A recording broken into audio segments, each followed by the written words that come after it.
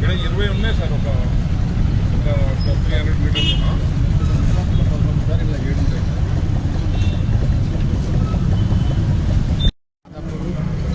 మన ఆఫీసర్స్ అందరూ కలిసి కలిసి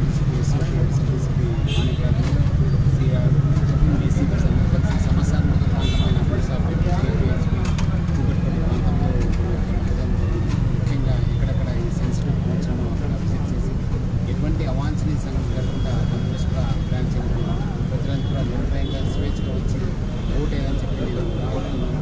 ముఖ్యంగా రేపు వచ్చే వాళ్ళు కూడా 200 కిలోమీటర్స్ అవుతున్నే వాళ్ళు ఉండాలి. వాళ్ళు వెహికల్స్ తీసుకొచ్చిన అక్కడే పార్క్ చేయాలి. ఓట్లు వచ్చినప్పుడు ఎవరికైనా ఇంక్ కానీ match box, cell phones, water bottle, sanitizers కూడా తీసుకురావద్దని చెప్పి కోరుతున్నాను.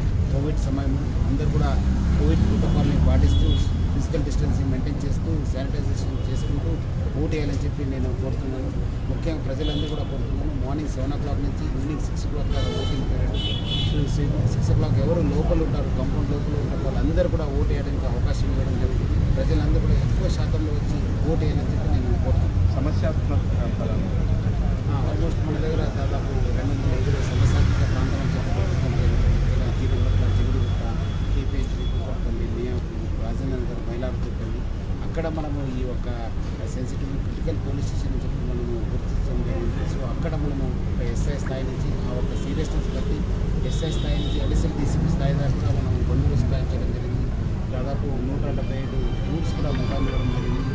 34 striking force, 38 special striking force కూడా ఇవ్వడం జరిగింది. కొన్ని చోట్ల సిపి రిజర్వ్ పేరుతో ఒక ట్రైబల్ ఫోర్స్ పెట్టేసి ఎటువంటి అవాంఛనీయ సంఘటన జరగకుండా బందోబస్తు ప్లాన్ చేయడం జరిగింది.